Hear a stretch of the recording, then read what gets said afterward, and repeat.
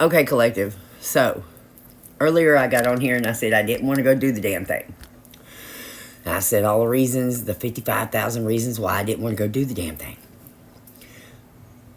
I went and did the damn thing because when God says go do something, the last thing you do is say no. Well, you can say no, but you better be yes on the way to go do it. There are consequences for not listening, folks. And not like I was worried about anybody dying or anything, but I was going to miss out on a blessing. I didn't know that sitting here, but I found out, somebody I had been talking with, kind of advising him more in the cause, not applause type of life. And turns out God's given him the blessing he wanted, just not the way he wanted it. And it doesn't look the same. He turned in some really expensive, like lineman tools, like an electrician would use maybe. Or one of them, that work on, cut trees and stuff in the neighborhood, whatever. Anyway, they were very expensive and they were in a very expensive case. And he went and turned it in because he found it on the side of the road. How? Probably But, and so the last couple times I had seen him, he had been like, man, they need to break me off from that. And I was telling him, no, dude, you did what you were supposed to do. In your addiction, you would have done something completely different. But this time, you actually done the right moral thing to do. And if they want to give you a reward, there probably won't be one. But if they want to give you one, they will. Well, he listened. He went on about his business and went on to other things. And the Lord is trying to give him a house. May not be money, but it's home. And I know this dude personally, so, it's something that was on his heart. So that was that. And then how I sit here earlier and I said that, people might not understand the irrational fucking thing that I'm doing, leaving my stability and doing this here and, whatnot, and just depending on God fully. Well, there was one person who listened.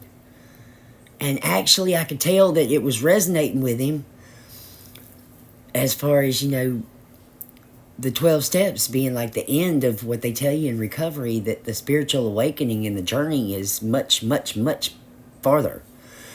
Like I'm on step 20, if there was one. But it resonated with him and he understood what I was saying. Because last night I ran into him too, and he had this, I felt the vibration of judgment coming off of him, because I hadn't been going to meetings a whole lot and all this other kind of stuff. Today, it was different. At first, whenever I walked up on him, he was like, I spoke, And then, So, moral of the story is,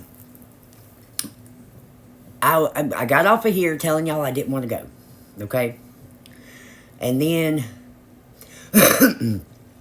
I'm in the bathroom and I'm steadily fixing my hair, putting on jewelry, and doing some makeup. Yes, most of this is filter, but I do have some eyes today. But, and all I hear is, they gonna have food. You like food. You're going to need that food because, the refrigerator's empty. You're going to need that food. Go get you some food.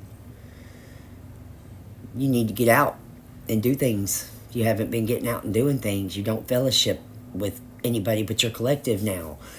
And you need some positive energy. Maybe the spirit of, because I told you I could feel them, out there partying for that parade. And I get maybe the spirit of them partying. I don't have to partake in any alcohol or drugs or anything like that.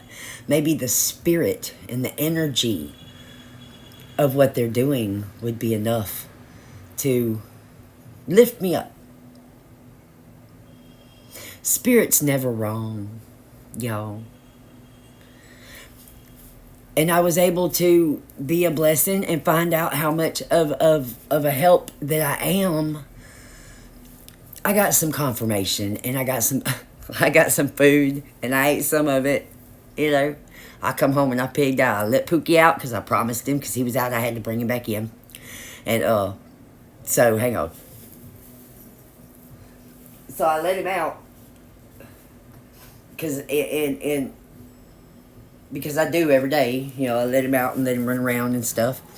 But I had promised him whenever I come back, he could go back out, because he hissed at me whenever I tried to bring him in. He wasn't happy at all. So now I'm just letting him do his Pookie thing. I took a video. I'll put it on here. But, you know, Spirit's never wrong, y'all. And what he didn't tell me was that in going down there, the first people I see whenever I walk up on the parade, because the road's right here and I'm walking down the street, first people I see is my sponsor couple. Shout out to Lisa and Herb. And their grandkids. And this is the first time that they've been able to go out as a whole family and do something. Because their vehicles had been broke down, and they only had like this truck, and you can't fit 3 boys and 2 grown adults in there legally. Now me, I've done it illegally because I had to. But, you know, you can't do that. And so one of them would have to stay home with the kids or get a babysitter, and I usually go, you know, help them out whenever they need to. And anyway, it was good. And they were right there. Right there. And I saw some other people, you know, that I ain't seen in a minute, because I ain't been going to the meetings. You know, I've been called to do other things and trying to, you know, protect my energy. Spirit's never wrong.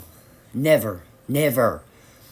And what he didn't tell me is, like I said, I got to fellowship with somebody and find out that he, you know, he has extreme ADHD. Extreme. And a lot of you do.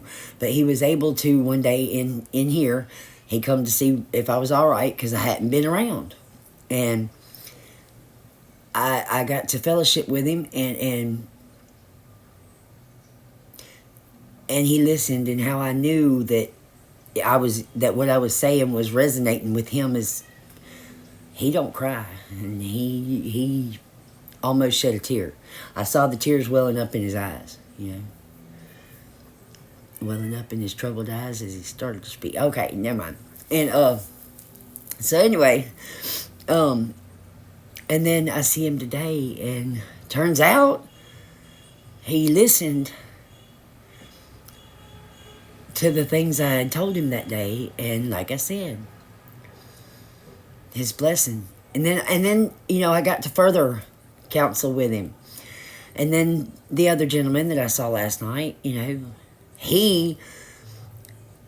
what I was saying was making sense.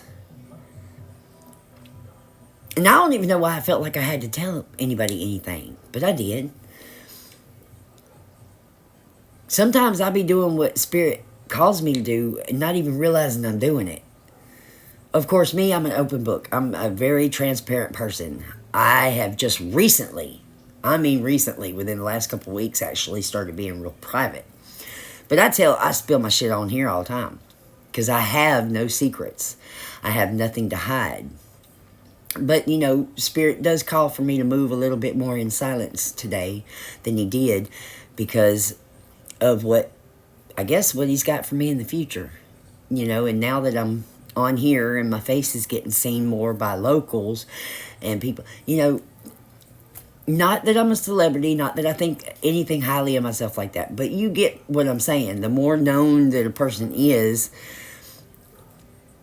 danger. And I've already been through danger, you know, so he's trying to, you know, get me used to the aspect of keeping things to myself, you know, and not being as out there. But anyway, I had to get on here and I had to share with you, because I said I didn't want to go and I wasn't going to go, and I did the thing, and I went and it turned out to be a wonderful experience on multi-levels. I even got to share about my phone, the miracle of my phone working, and we don't know how it's working, but it's working when I'm not around Wi-Fi.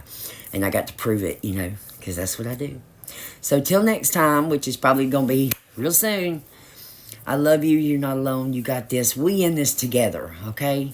Mwah.